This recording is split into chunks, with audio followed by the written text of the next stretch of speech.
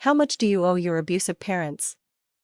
Abraham Lincoln did not attend his father's funeral. When Abe was 9 years old, his father, Thomas, left him and his sister for 6 months in their backwoods cabin in the charge of their 20-year-old cousin, Dennis Hanks. During that time, they often went hungry and barely scraped by.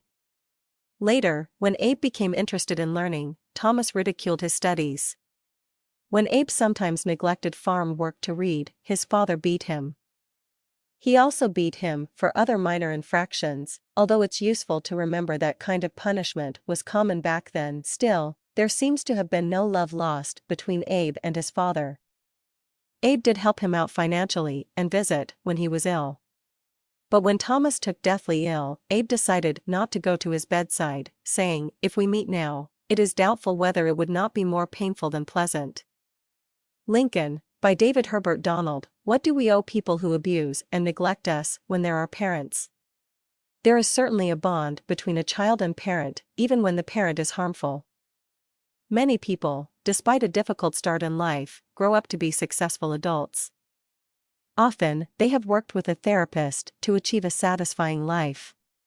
Then the very people who may have caused psychological, physical, or sexual abuse become needy themselves, old, infirm, and sometimes broke. What's an adult son or daughter to do? Should you reconcile? Many well-meaning relatives and friends often encourage reconciliation.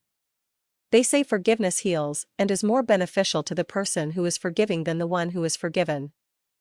They warn that the guilt of not connecting can be devastating, especially if the estranged abuser dies before the abused child has a chance to restore the relationship. While that may be true for some, every relationship is different.